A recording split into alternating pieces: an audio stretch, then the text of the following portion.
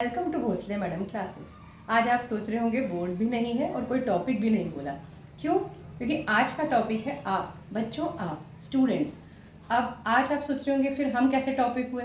आपकी एग्ज़ाम आ रही है, आपको पता होगा आपकी बोर्ड एग्ज़ाम अराउंड 15 फरवरी के आसपास बोर्ड चालू होते हैं हर बार। और प्री बोर्ड, बहुत सारे school pre board next month से स्टार्ट हो रहे हैं। तो अब आ गया है बच्चों सोचने का टाइम, और सोचने का ही नहीं, करने का टाइम।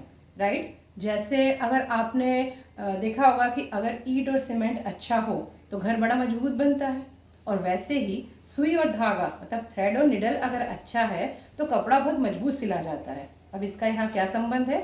संबंध है अगर आपकी मेहनत और आपकी कंसिस्टेंसी, मतलब हार्ड वर्क एंड कंसिस्टेंसी कह लो, या मेहनत और निरंतरता अगर आपकी है पढ़ाई में, तो आपका रिजल्ट आपसे कोई नहीं छीन सकता। आप डेफिनेटली अगर हार्ड वर्क करेंगे और कंसिस्टेंसी करेंगे, कंसिस्टेंटली करेंगे, तो आप 60% से 80% पे जा सकते हैं, और 80 से डेफिनेटली 99 या 100% पे जा सकते हैं। राइट? देखिए, जैसे कोई अगर आपके एवरेस्ट पे चढ़ाई करते हैं तो एक दिन में तो नहीं चढ़ जाते हैं, वो हर बार जाते हैं, कई बार बेस कैंप तक जाके वापस आते हैं, बहुत सालों तक जाते हैं, कोशिश करते हैं, और एक दिन वो एवरेस्ट पे पहुंच जाते हैं।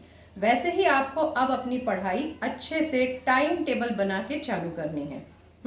तो टाइम टेबल, अब आप कहेंगे मैडम टाइम टेबल, बहुत बच्चों को प्रश्न होता है टाइम टेबल कैसे बनाएं, टाइम ही नहीं मिलता है पढ़ाई का, स्कूल का बहुत काम होता है, बाहर जाना होता है, खेलना होता है, क्लासेस को जाना होता है।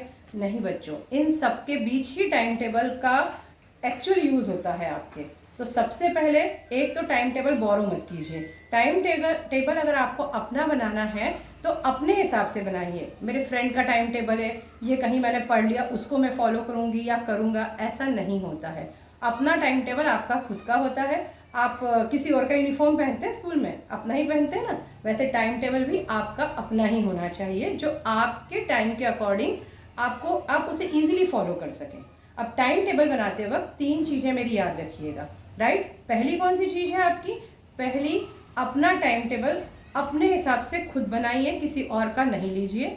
दूसरी, अपना टाइम टेबल बनाते वक्त आपके दिन के वो टाइम निकालिए, मतलब आपका स्कूल का टाइम उसमें से माइनस कीजिए, आपके लंच और डिनर का टाइम उसमें से माइनस कीजिए, या आपका जो भी मी टाइम, आप थोड़ी देर अगर अपने फ्रेंड से बातें करते हैं या खेलने जाते हैं या कोई शौक और है आपके, कोई और क्लास लगा रखी है आपने, तो उन सब का टाइम माइनस कीजिए। उसके बाद जो आपका टाइम बचता है उसमें से आपका टाइम टेबल बनाइए, पढ़ाई का शेड्यूल कीजिए।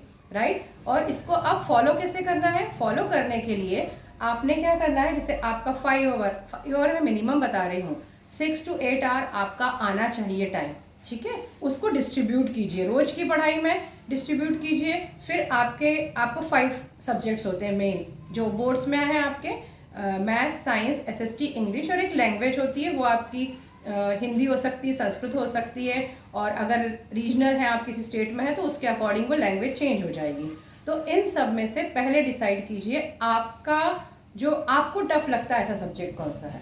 फिर उस टफ सब्जेक्ट को आपने रोज रखना है। टोटल आपके पास 7 डेज होते हैं बेटा पूरे वीक में, तो 7 डेज में आपको उसको डिस्ट्रीब्यूट करना है। उन 7 डेज में 6 डेज आपने वो सब्जेक्ट पढ़ना है जो आपको टफ लगता है। मोस्टली 80% बच्चों को मैथ्स टफ लगता है, एक्चुअली होता नहीं है, पर आप लोग ऐसे सोचते हैं मैथ्स कठिन है, याद नहीं होता। प्रॉब्लम ये है आप उसे याद करने जाते हैं, उसे रोज सॉल्व कीजिए, बहुत ईजी है, पर आप रोज उसे सॉल्व नहीं करते, उसे भी क्या करते हैं, लर्न करने जाते हैं। रोज अगर आपने हाफ आवर भी अगर उसको सॉल्व किया तो मैथ्स जैसा इजी सब्जेक्ट कोई नहीं है। राइट? उसके बाद भी अगर प्रॉब्लम आता है तो आप मुझे मैसेज कर सकते हैं, यूट्यूब के इसमें मैसेज कर सकते हैं, मैं कोशिश करूँगी कि उसे पूरा कर पाऊँ, आपकी कोई प्रॉब्लम है तो उसे सॉल्व कर पाऊँ।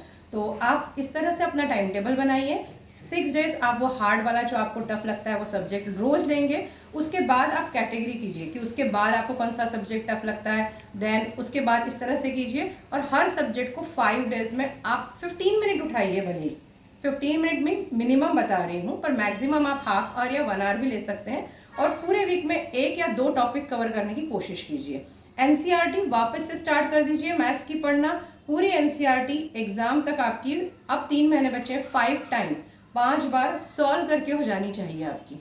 राइट? एक अलग से नोटबुक बनाइए और सॉल्व करना स्टार्ट कीजिए। इस तरह से आप पूरे 6 दिन हार्ड वाला सब्जेक्ट लेंगे, 5 डेज जो बाकी सब्जेक्ट लेंगे, फिर आपके पास बचता है 1.5 डे। मतलब सैटरडे अगर आप मंडे से स्टार्ट कर रहे हैं तो सैटरडे का हाफ एंड संडे, सैटरडे को पूरा रिवीजन कीजिए, संडे को एक काम कीजिए, टेस्ट दीजिए। जब तक आप टेस्ट नहीं देते हैं आपको समझ में नहीं आता। इवोल्यूशन बहुत जरूरी होता है कि आपने क्या पढ़ा है। तो अब आप कहेंगे कि मैडम टेस्ट कैसे बनाए।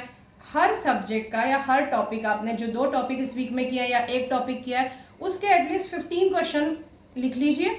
अगर आप लिख के निकालते हैं बेटा, और लिखने के बाद अगर आप चेक करते हैं आंसर, तो आपको समझ में आता है कि आप जैसे साइंस लिख रहे हैं तो इसमें ये टर्म गलत हो गई है, या यहाँ में इसको लिखना ऐसा चाहिए था, या पूछा कुछ और था क्वेश्चन, आपने लिख कुछ और दिया। ये बहुत बार होता है।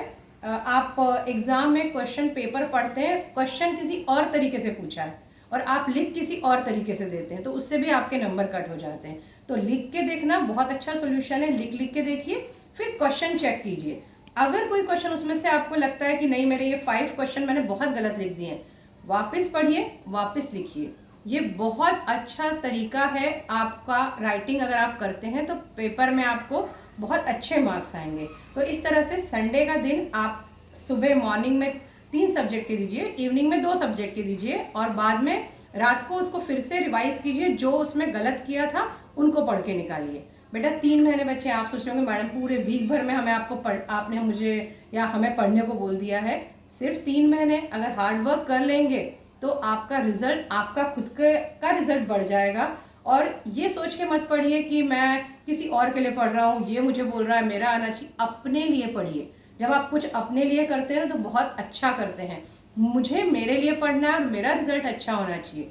अपने हिसाब से पढ़िए, अपने लिए पढ़िए, आप बेस्ट करेंगे। ठीक है। अब आपको शायद ये भी हो सकता है कि टेस्ट कैसे करें, टेस्ट कैसे बनाएं हम। तो आपके टीचर्स की मदद लीजिए, आपके पेरेंट्स को भी आप बोल सकते हैं कि हमें इस टॉपिक का टेस्ट बना के दीजिए। नहीं तो प्रीवियस ईयर क्वेश्चंस का 10 ईयर की बुक मिलती है, वो ले आइए। उसमें से उस टॉपिक के 10 क्वेश्चन 15 क्वेश्चन लिख लीजिए और वो भी आप दे सकते हैं, लिख सकते हैं। ठीक है। तो जैसे मैंने आपको समझाया, हार्ड वर्क और कंसिस्टेंसी को कोई भी पर्याय नहीं है। अगर आप उसके बिना आपकी पढ़ाई नहीं हो सकती। तो कोशिश कीजिए, डरना नहीं है, हमें डरना नहीं है। पर डरते हम कब नहीं है, जब हमारी तैयारी पूरी होती तो हम डरते नहीं हैं। तो आज से हम लग जाएंगे, अपनी तैयारी अच्छे से करेंगे और डेफिनेटली इसका रिजल्ट हम एग्ज़ाम में देखेंगे। ठीक है। Thank you and all the best.